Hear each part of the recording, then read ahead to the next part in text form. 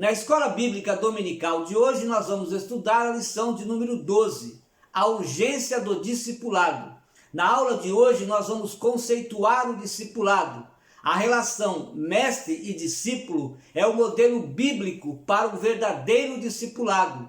Também nós vamos listar o triplé do discipulado: palavra, comunhão e serviço. Até o final da aula nós vamos mostrar que o discipulado gera um crescimento sadio na igreja. Seja bem-vindo para mais um estudo da Palavra de Deus na Escola Bíblica Dominical.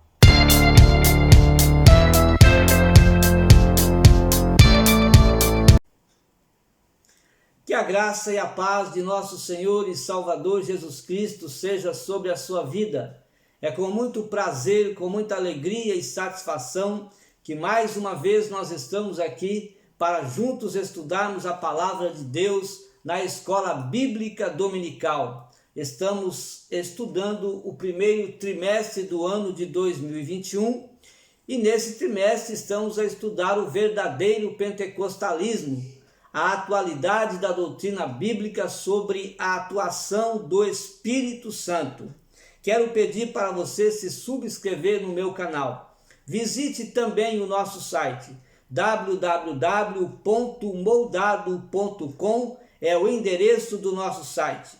No site você encontra todos os vídeos que nós temos gravado aqui e também esses slides que aparecem na vossa tela. Você pode baixá-los gratuitamente para estudar conosco a Palavra de Deus. E se você é professor da escola dominical, que você possa então usá-los para dar a sua aula. A lição que nós vamos estudar hoje é a lição de número 12, a urgência do discipulado. Por que há uma urgência do discipulado? As seitas heréticas a cada dia crescem mais e elas crescem com crentes que não tiveram um discipulado. E muitos que tiveram um discipulado não tiveram um discipulado sadio, e agora qualquer vento de doutrina leva esses crentes para outros lugares, para seitas heréticas. E o que nós precisamos? Precisamos discipular com a máxima urgência possível esses crentes novos, crentes que estão chegando. Eles precisam ser discipulados. É a tarefa da igreja discipular, ensinar, para que não venhamos perder crentes que estão indo para as seitas heréticas, que não têm ensinado de acordo, que não têm trazido às pessoas um verdadeiro ensino da palavra de Deus. Vemos que as igrejas evangélicas ganham muitas almas para o reino de Deus, mas também tem perdido muitos crentes por falta do discipulado. Por isso, a urgência do discipulado. A leitura bíblica em classe está no Evangelho de Jesus Cristo, segundo escreveu Mateus, capítulo 28, versículos 16 a 20, e também em Atos 2, 42 a 47. O textual da nossa lição: portanto, ide, ensinai todas as nações, batizando-as em nome do Pai, do Filho e do Espírito Santo. Mateus 28 e 19. E aqui nós temos a ordem de Jesus para discipular, para ensinar os crentes a andarem conforme a palavra de Deus. A verdade prática diz justamente isso. Chamamos de discipulado na fé o aprendizado de um discípulo por meio de seu mestre na igreja, para ajudar e desenvolver o seu crescimento espiritual. Então, o mestre é aquele que ensina o discípulo. O discipulado é o aprendizado de um discípulo. Ele aprende porque o seu mestre ensina a palavra de Deus para ele, dá a ele os ensinos básicos de como deve andar diante de Deus. E isso ajuda o novo crente a se desenvolver na igreja, a desenvolver o seu crescimento espiritual em meio ao tempo em que nós estamos vivendo. Precisamos desse discipulado na igreja. A introdução da nossa lição, a Bíblia ensina que para ensinar novos crentes é necessário ser experiente e idôneo. Uma pessoa, para discipular, ela precisa ser experiente, precisa ser capacitada, precisa ser preparada, idôneo na fé, para que possa ensinar os novos convertidos como andar na presença de Deus.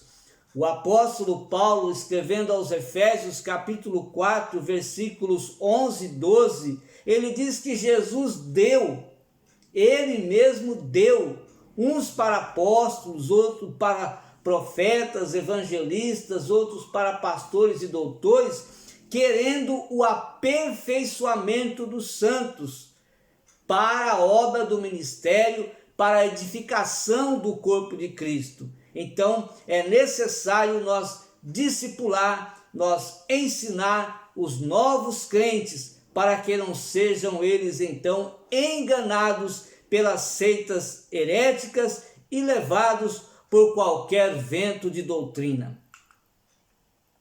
O que é o discipulado? O termo discipulado vem do discípulo, que significa aprendiz, aluno, seguidor. Isso vale no âmbito secular e religioso, mas nós estamos tratando do âmbito religioso. O discípulo, aquele que aprende a palavra de Deus, o mestre, aquele que ensina a palavra de Deus. O ensino da palavra de Deus é para todos, mas o discipulado é principalmente para os novos crentes que recebem instruções da Bíblia sobre a vida cristã na área espiritual, na área emocional e na área social. Os novos crentes precisam de uma comida diferente daqueles que já estão há tempos na igreja. É como uma mãe que ganha o seu bebê. Ela começa a tratar com uma comida mais leve, mas uma comida sadia, leve, mais saudável, que vai suportar as outras alimentações que vêm pela frente. Então, nos primeiros meses, uma comida mais sadia, mais forte, sadia, mais forte.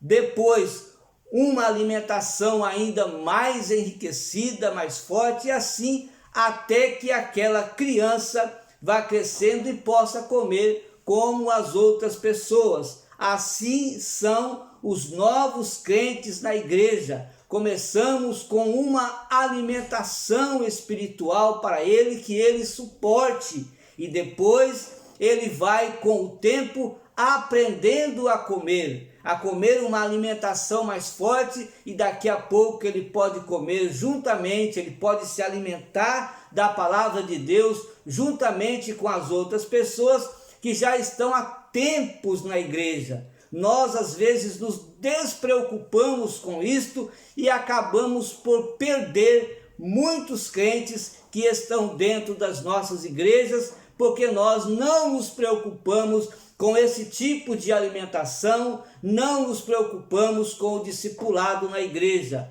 Romanos capítulo 12, versículo 7, o apóstolo Paulo diz que é preciso ter dedicação ao ensino. Se é ensinar, que haja dedicação no ensino. O ministério do ensino, ele ocupa espaço relevante, importante no cristianismo. E ele aparece na lista dos dons da graça de Deus. Então é importante que o mestre, ou seja, aquele que vai discipular, ele se dedique ao ensino para os discípulos, ele possa ensinar com dedicação, com amor, com carinho, com esforço, com alegria a palavra de Deus, para os novos convertidos na congregação. Em Mateus capítulo 28, versículos 18 a 20, nós vemos a grande comissão. Grande comissão é o nome que Jesus dá àqueles que são enviados para evangelizar as nações.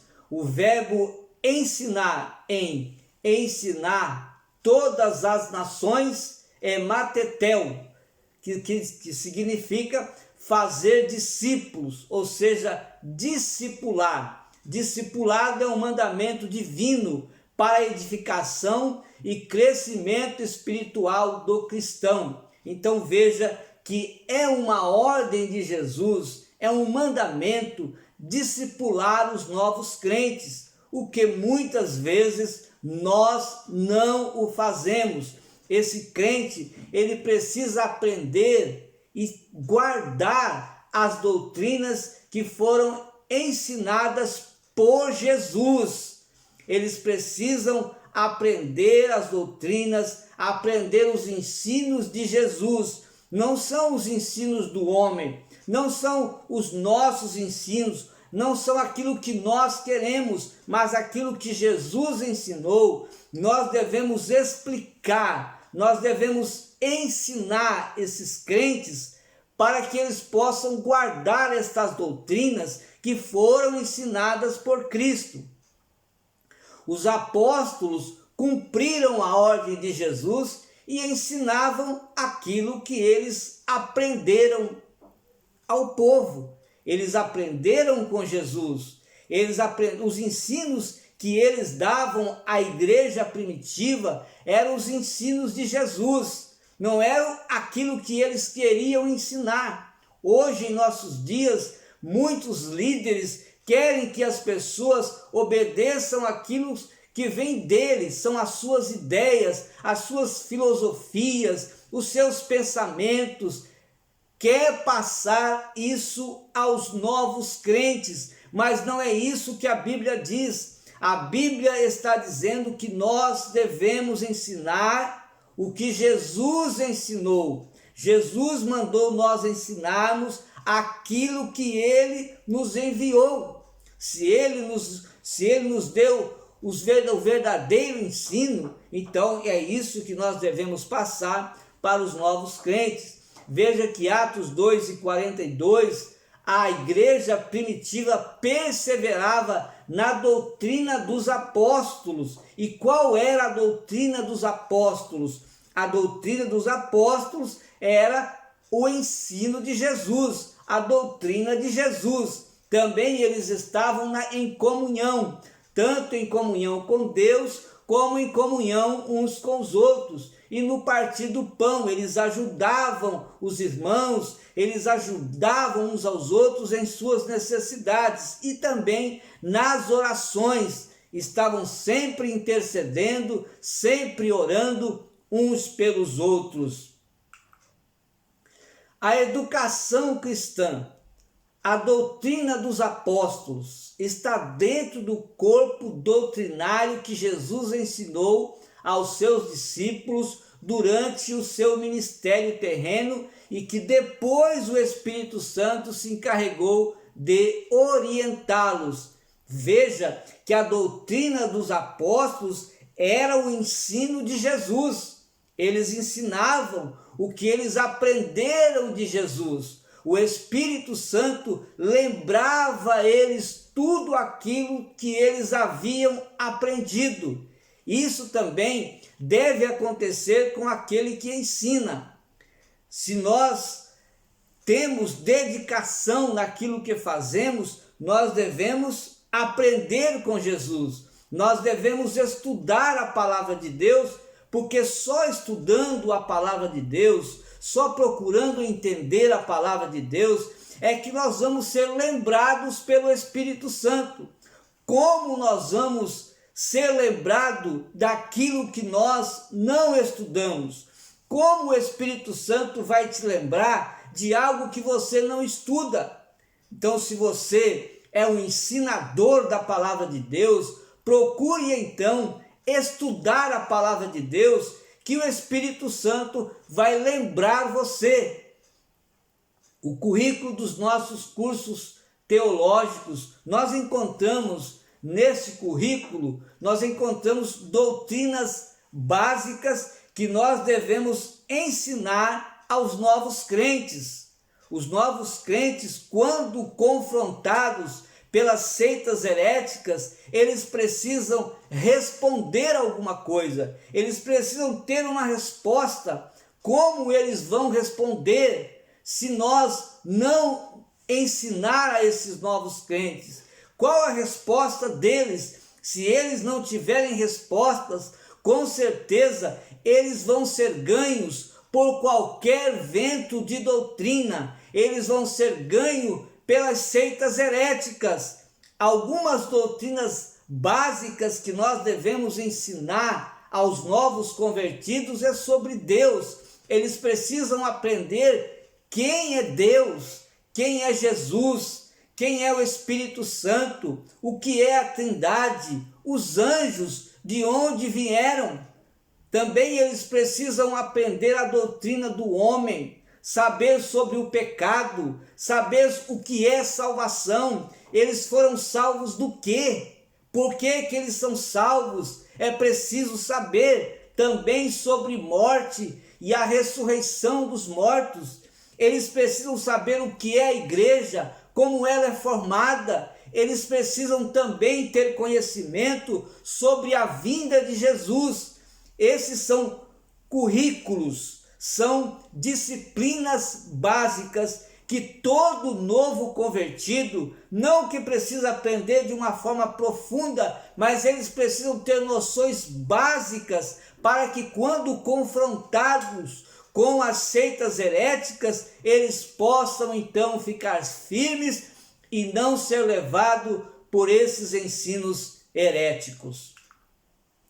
Jesus falou e ensinou muito mais, como a teologia prática e a ética, que é o novo comportamento no dia a dia. O ensino nesse texto pode se referir também aos cursos de teologia, ou seja, tudo que Jesus nos ensinou e está escrito na palavra de Deus, ele tem um avanço, ou seja, um aprofundamento dos seus estudos, dos seus ensinos. Se nós vemos no contexto, nós vamos aprender muito mais com os ensinos de Jesus. E por isso nós devemos então procurar de toda forma, a cada dia mais, nos empenhar e procurar estudarmos a palavra de Deus, procurarmos então fazer cursos teológicos, procurar participar de seminários, enfim, de cursos e até, se possível, fazer uma faculdade. Enfim, nós precisamos nos aprimorar para ensinar os novos crentes, para ensinar a igreja. A igreja precisa aprender se é que nós queremos que aqueles que estão chegando hoje nas nossas igrejas sejam salvos da heresia, sejam salvos, sejam libertos do pecado e sejam salvos para entrar no céu. O segundo ponto fala sobre o tripé do discipulado: palavra, comunhão e serviço. A palavra de Deus, a comunhão e o serviço a favor do reino de Deus era a marca da igreja primitiva e também deve ser a marca da igreja de hoje. A maioria das igrejas são influenciadas por essa trilogia: palavra, comunhão e serviço. A autoridade das Escrituras é única e tem a sua fonte no próprio Deus. Então, a autoridade das Escrituras, qual é a fonte? O próprio Deus. A palavra de Deus é o próprio Deus falando conosco. Os profetas do Antigo Testamento e os apóstolos do Novo Testamento falaram a palavra de Deus, porque vinha do próprio Deus e eles ensinavam, eles falavam. No Antigo Testamento foram os profetas, no Novo Testamento foram os apóstolos que aprenderam diretamente de Deus como ensinar, como falar. Eles se prepararam com Jesus, que os preparou, que foi o mestre deles. E agora, depois do Pentecostes, eles começaram a ensinar, eles começaram a falar sobre a orientação, sobre a lembrança do Espírito Santo, que lembravam a eles o que eles deveriam ensinar para a igreja naqueles dias.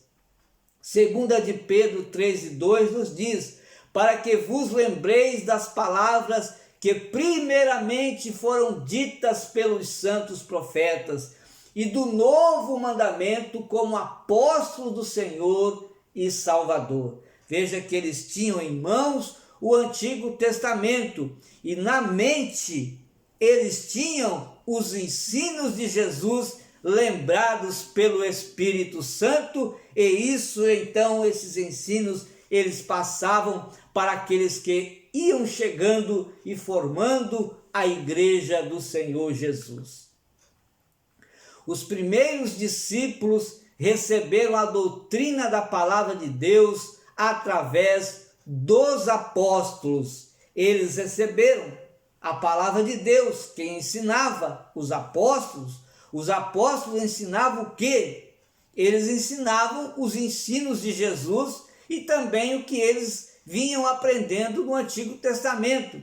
Isso quer dizer que até hoje os discípulos de Jesus recebem os ensinos dos apóstolos. O que nós ensinamos foi ensinado pelos apóstolos, que foi ensinado por Jesus.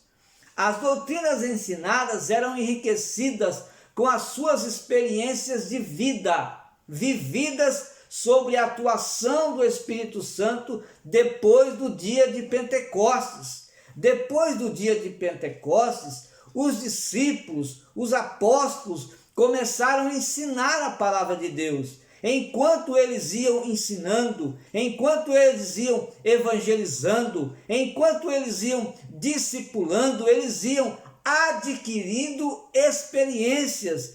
E essas experiências enriqueceram os ensinos que eles receberam de Jesus. E hoje nós temos o Novo Testamento da palavra de Deus, de tudo aquilo que Jesus ensinou, e temos também os ensinos dos apóstolos enriquecidos com as suas experiências, com os milagres que aconteciam, com as curas que aconteciam, com as almas que eram salvas, e isso tem trazido para nós edificação espiritual. Na primeira carta que Paulo escreveu aos Coríntios, capítulo 2, versículos 12 e 13, ele nos diz: mas nós não recebemos o Espírito do mundo. Ele está dizendo, olha, nós não recebemos o Espírito do mundo, mas o Espírito que provém de Deus. E o Espírito que provém de Deus, ele nos faz conhecer que nos é dado gratuitamente por Deus. Então, o que nós recebemos do Espírito de Deus, que vem para nós gratuitamente. E Paulo vai dizer, as quais também falamos, não com palavras, ou seja, o que nós recebemos do Espírito de Deus. E agora nós estamos passando para vocês, e nós passamos não com palavras de sabedoria humana, ou que a sabedoria humana ensina, mas com as que o Espírito Santo nos ensina. E nós vamos comparando as coisas espirituais com as espirituais. O segundo item do segundo ponto fala sobre a comunhão. Atos capítulo 2, versículo 42. Ter tudo em comunhão, ter tudo em comum e partilhar da mesma crença, isto é, comunhão. E é o que a igreja primitiva fazia. Eles partilhavam da mesma crença. A palavra grega koinonia, comunhão, significa compartilhar ou participar mutuamente de algum evento de comum acordo. Eles estavam sempre de acordo. No Antigo Testamento, a ideia de comunhão diz respeito ao relacionamento da pessoa com o seu próximo e nunca do ser humano com Deus. Agora, no cristianismo, envolve tanto o relacionamento entre os irmãos, como também com o Pai, com o Filho e com o Espírito Santo. A nossa comunhão agora é com os irmãos e também com Deus. Aliás, a nossa demonstração de amor, a nossa demonstração de comunhão com os irmãos, ela fala da comunhão que eu tenho com Deus. Então eu mostro a comunhão que eu tenho com Deus, tendo comunhão com os irmãos. Então hoje tanto o relacionamento entre os irmãos, como também o relacionamento com Deus. É a comunhão no cristianismo. A comunhão na igreja de Jerusalém. Como era a comunhão na igreja de Jerusalém? É o terceiro item. 2:44 de Atos, 2:4 e 32.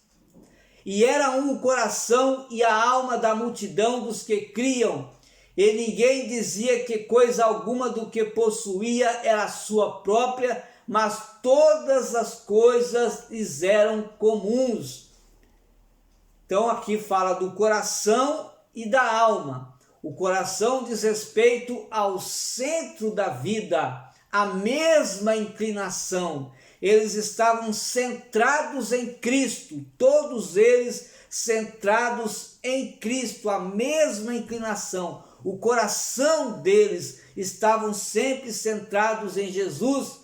E a alma é a sede das emoções, que fala dos afetos e também dos sentimentos. Os sentimentos eram igual um com o outro. O que um sentia, o outro também sentia. Se um estava alegre, os outros também estavam alegres. Mas se aparecesse algum que estava triste, as suas necessidades eram supridas, porque todos queriam estar alegres, porque eles estavam sentados em Cristo e queriam alegria para todos. Todos os crentes tinham o mesmo propósito, a mesma esperança, e assim eles serviam o mesmo Senhor. O propósito de um era o propósito de outro, porque todos criam em Jesus, era a mesma crença. Uns ajudavam os outros, ninguém queria que um estivesse triste e o outro alegre. Se estivesse um triste, ou se tivesse um passando por problemas, ou adversidades, ou dificuldades, os outros os ajudavam para que a sua tristeza fosse embora e agora todos ficassem alegres. Aí nós temos aqui o serviço. Serviço é um termo de significado amplo nas Escrituras e visto isoladamente. Por quê? Porque a igreja, as pessoas, os crentes pensam que somente aqueles que lideram algum departamento ou que lideram a igreja são compromissados em fazer o serviço de Deus. Mas não, todos nós fomos chamados para fazer a obra de Deus. A liderança tem o seu trabalho, mas os crentes também têm o seu trabalho. Então, é vista de uma forma isolada por crentes que acham que só os líderes, só as lideranças é que devem trabalhar, é que devem prestar um serviço para Deus. É amplo quando todos pensam que todos devem trabalhar. O termo no Antigo Testamento se relaciona, na maioria das vezes, aos sacerdotes no santuário. Os sacerdotes, eles entravam no santuário isoladamente e eles estavam ali, eles prestavam o serviço, só eles e Deus. No cristianismo, não é assim. No Novo Testamento não é assim. Não só a liderança, mas todos devem trabalhar. E veja que no Antigo Testamento, as pessoas que temiam a Deus também prestavam serviço ao Senhor. Não era somente os sacerdotes, mas todas as pessoas tementes a Deus. Veja o que disse Josué: porém, se vos parece mal aos vossos olhos servir ao Senhor, escolhei hoje a quem sirvais, se aos deuses a quem serviram vossos pais que estavam além do rio, ou aos deuses dos amorreus em cuja terra habitais. Porém, eu e a minha casa serviremos ao Senhor. Nós vamos prestar serviço a Deus. Josué não era sacerdote, ele temia a Deus. Assim, todos nós que tememos a Deus, temos um serviço na casa do Senhor. E servimos a Deus quando servimos a Ele diretamente e quando servimos as pessoas por amor a Ele. Então, essa é a forma de nós servirmos a Deus. Servimos quando servimos diretamente, ou seja, quando nós nos encontramos sós, que nós vamos orar, que nós vamos jejuar, que nós vamos adorar a Deus a sós, um tempo reservado. Você está servindo ao Senhor, mas quando você sai para fora, você agora vai começar a servir as pessoas de uma forma ampla. Você, às vezes, não faz parte da liderança, mas você teme ao Senhor. E esse temor de Deus leva você a trabalhar, a prestar um serviço para o Senhor. A igreja, o corpo de Cristo. O Salmos 133 e o verso 1 diz: ó, quão bom e quão suave é que os irmãos vivam em união. O cumprimento da grande comissão da igreja de hoje deve seguir o exemplo do serviço cristão da igreja primitiva. Qual era o serviço cristão da igreja primitiva? Perseverar no ensino dos apóstolos, obedecer o que os apóstolos ensinavam, colocar em prática o que os apóstolos ensinavam para eles, porque o que os apóstolos ensinavam é o que eles haviam aprendido de Cristo, e agora eles passavam para a igreja, e eles então perseveravam nesse ensino. Na comunhão, eles tinham comunhão com Deus e com os irmãos. No partir do pão, sempre estavam ajudando uns aos outros em suas necessidades. Nas orações, sempre eles estavam orando, intercedendo uns pelos outros. E assim eles estavam unidos. O corpo de Cristo deve estar sempre unido. A nossa união vale para aprender juntos a palavra de Deus. Nós precisamos estar unidos para aprender da palavra de Deus. Agora, nós vamos aprender com os nossos mestres, com os nossos pastores, com aquele que nos ensina a palavra de Deus. Devemos estar unidos juntos, aprendendo a palavra do Senhor. União para andar juntos. Como nós vamos andar juntos se não estivermos de comum acordo?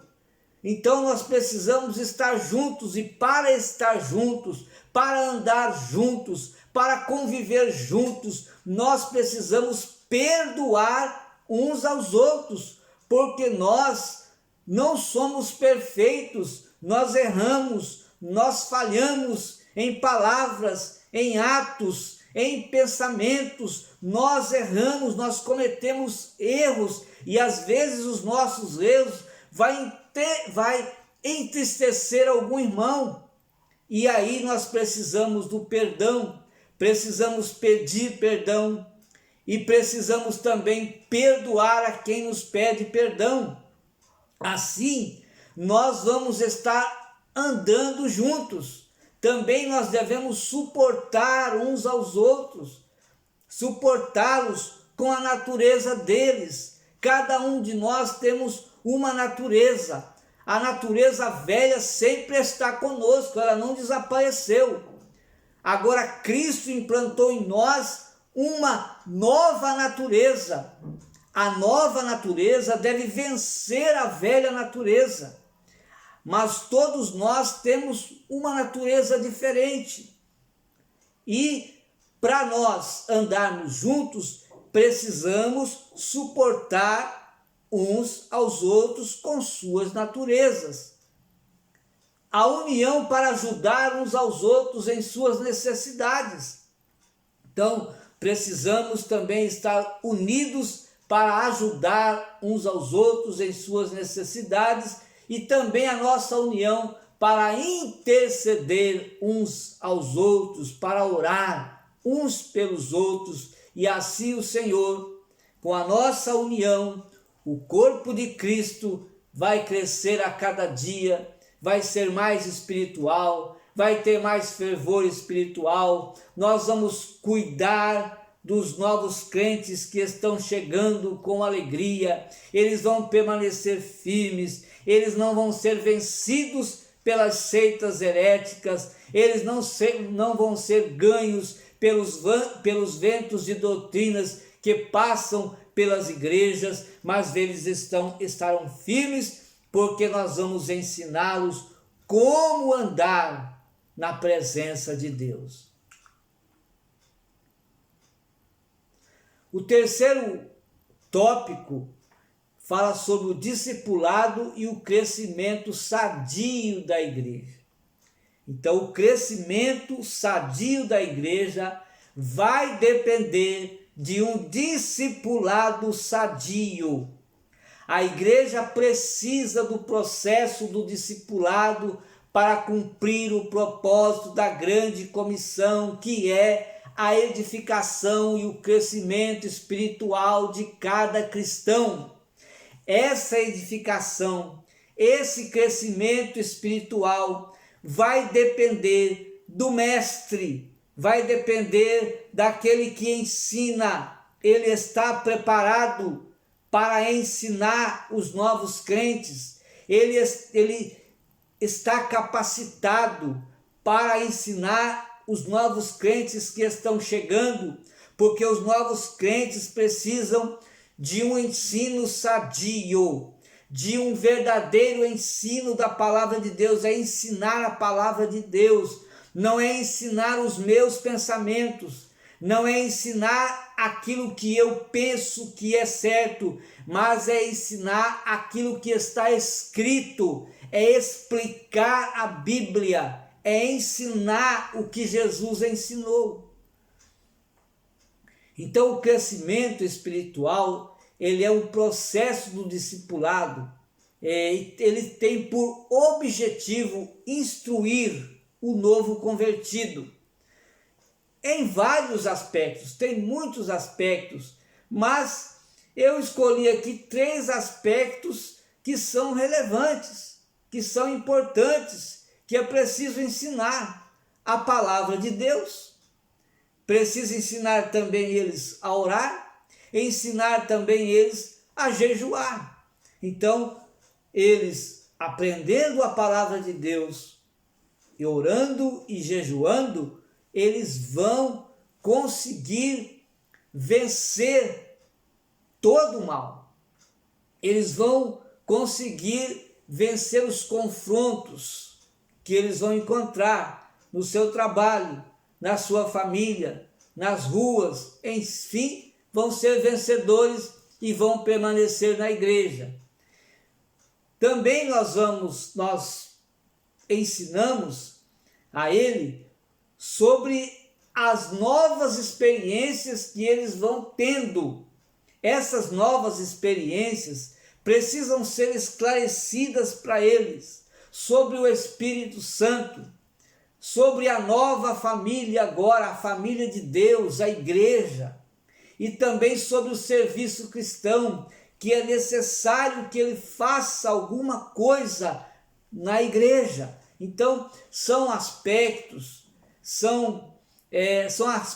importantes que precisam ser ensinados aos novos crentes. É claro que tem muitos outros, mas esses são os mais importantes. O crescimento numérico. O processo do discipulado proporciona à igreja, além de um crescimento espiritual, um crescimento numérico. Nós temos exemplos na Bíblia Sagrada. O propósito, por exemplo, Paulo foi na sua terceira viagem missionária para Éfeso. E ele foi fazer o que em Éfeso? Ele foi discipular e ensinar a igreja de Éfeso, formar e treinar trabalhadores para a obra de Deus. Esses discípulos que estavam sendo discipulados pelo apóstolo Paulo e os outros que estavam sendo treinados para trabalhar na obra de Deus, eles iam produzir frutos, eles iam ganhar outros crentes, a igreja iria crescer como cresceu. É o que se nós queremos um crescimento numérico na igreja, nós precisamos investir no crescimento espiritual. Quando nós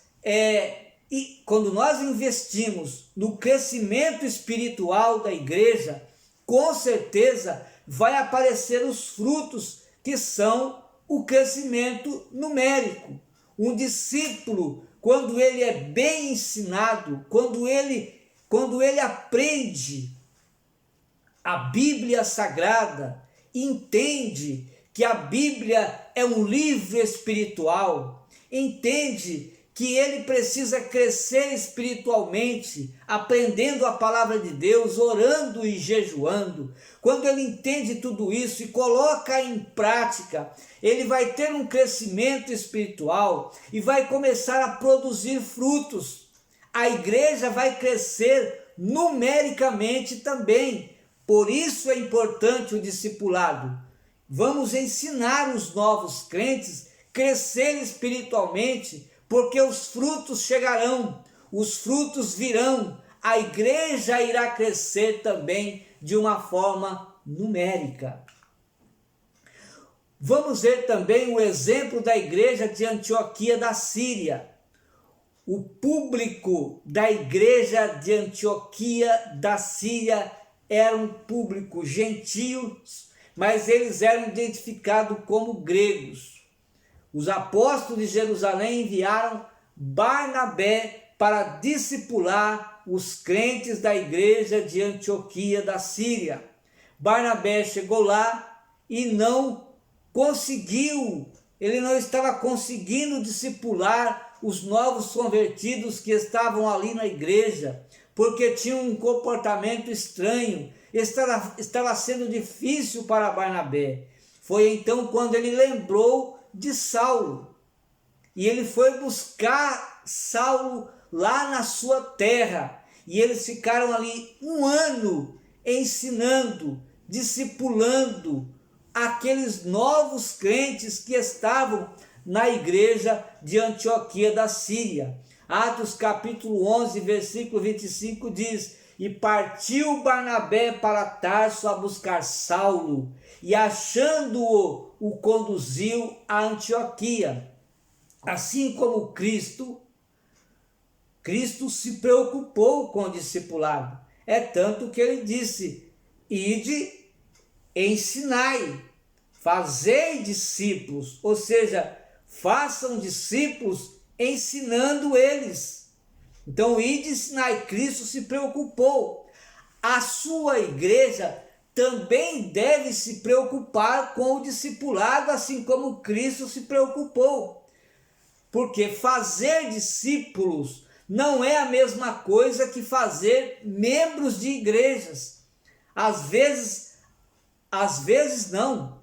Há muitos membros de igrejas que não são discípulos. não são discípulos, são membros, mas não são discípulos. E nós precisamos ter os membros como discípulos. Discípulo é aquele que é discipulado. Há muitos membros nas congregações, nas igrejas, que não foram discipulados e estão correndo risco de a qualquer momento, quer dizer, os líderes correm o risco de a qualquer momento perder esses membros porque não discipulam eles. Eles precisam aprender. E como eles vão aprender? Eles vão aprender quando os líderes começarem a ensinarem os seus membros a palavra de Deus. Mas é ensinar a palavra de Deus. Não é ensinar o que você pensa. Não é ensinar o que você acha que está certo. Mas é você estudar. É você se dedicar e falar: eu tenho uma igreja, eu tenho um grupo e eu preciso ensinar, eu preciso alimentar a alma deles com a palavra de Deus, porque é a palavra de Deus que alimenta a alma do cristão, não é os nossos pensamentos, não é as nossas ideias, não é aquilo que eu acho, não são as filosofias do mundo, não. É o que Jesus ensinou, é o que Jesus falou, é isso que nós devemos explicar, é isso que nós devemos ensinar àqueles que estão ali para aprender a palavra do Senhor. Deus não forma homens da noite para o dia para realizar a sua obra, não. Há um tempo para ser formado. Não é do dia para a noite, existe um tempo que esse crente, esse novo crente chegou na igreja e agora ele vai aprender e vai ter um tempo de preparo para depois ele também começar a ensinar. Moisés foi preparado durante 40 anos, e por que não dizer 80? No deserto, foi 40 anos no deserto e 40 anos lá no Egito, mas ele foi preparado 40 anos no deserto para se tornar líder dos hebreus. Davi, após ser ungido, depois da unção de Davi, ele só assumiu o trono 13 anos depois. Ele foi assumir o trono de Israel. Esses 13 anos foram 13 anos de preparo. José do Egito também, ele assumiu como governador do Egito. Após ser vendido como escravo, ele passou ali também 13 anos. 13 anos também, durante esses 13 anos, José do Egito foi preparado para assumir o governo do Egito. Deus preparou ele para isso. João Batista, antes de começar o seu ministério, ele também foi treinado durante anos no deserto. Jesus só iniciou o seu ministério de 30 anos, ou seja, o ministério de Jesus durou 3 anos e meio aproximadamente, e Jesus só iniciou esse ministério aos 30 anos de idade. Então houve um tempo de preparo. Aqueles que são chamados por Deus para ensinar são provados, capacitados e preparados para discipular, para ensinar os novos crentes e também os demais crentes que se apresentam ali na congregação para aprender da palavra de Deus. Com o apóstolo Paulo também não poderia ser diferente. Paulo também teve um tempo de preparo após se converter a Cristo. A Bíblia registra sobre o tempo do anonimato do apóstolo Paulo, em Gálatas 1 e 2. Paulo ficou algum tempo na Arábia, aproximadamente 3 anos depois de se converter a Cristo. Depois desses 3 anos, ele foi para Jerusalém e ficou em Jerusalém 15 dias. Conheceu apenas Pedro e Tiago e voltou para a sua terra natal, porque ele não foi recebido. E ele voltou para a sua terra natal, para Tarso, na Cilícia. E quantos anos depois que ele saiu de Jerusalém, que ele fez a sua primeira viagem missionária. Depois de 14 anos, depois de ter saído de Jerusalém, foi que Paulo fez a sua primeira viagem missionária, ou seja, 17 anos depois dele se converter a Cristo, Paulo fez a sua primeira viagem missionária. Ele teve um tempo de preparo, ficou um ano ali ajudando o Barnabé a discipular os cristãos. Ele aprendeu o que é ser o pastor de uma igreja. E no capítulo 13 de Atos em diante, se eu não me engano até o versículo 5 ou 6, nós vamos ver ali que Paulo é enviado juntamente com Barnabé, ainda sendo Saulo. A Bíblia diz Barnabé e Saulo, eles foram enviados. Paulo então fez a sua primeira viagem missionária após 17 anos aproximadamente da sua conversão. Houve um preparo, então há um tempo de espera, e essa espera ela deve incluir o nosso preparo. Vamos nos preparar. Deus tem bênçãos para a nossa vida. Ele quer que nós realizamos a sua obra, mas nós precisamos nos preparar como se preparou Moisés, como foi preparado José, como se preparou Davi, como Paulo também se preparou e muitos outros tiveram o seu tempo de preparo, assim como os apóstolos foram preparados por Cristo para ensinar a igreja primitiva. Deus tem interesse no bem-estar social e espiritual do ser humano. Deus quer que todos os homens se salvem, porque Deus tem bênção espiritual, não é para alguns, mas para todos os homens, que todos venham e tenham essa bênção, esse preparo espiritual de Deus. Isso vale para a igreja e vale para toda a sociedade, vale para todos os seres humanos. A educação com base nos princípios cristãos é importante, porque além dos valores espirituais, contribui também na construção de uma sociedade civilizada. Uma sociedade civilizada, ela tem o seu preparo, ela pode ter o seu preparo com a Bíblia Sagrada. E Deus tem interesse nisso.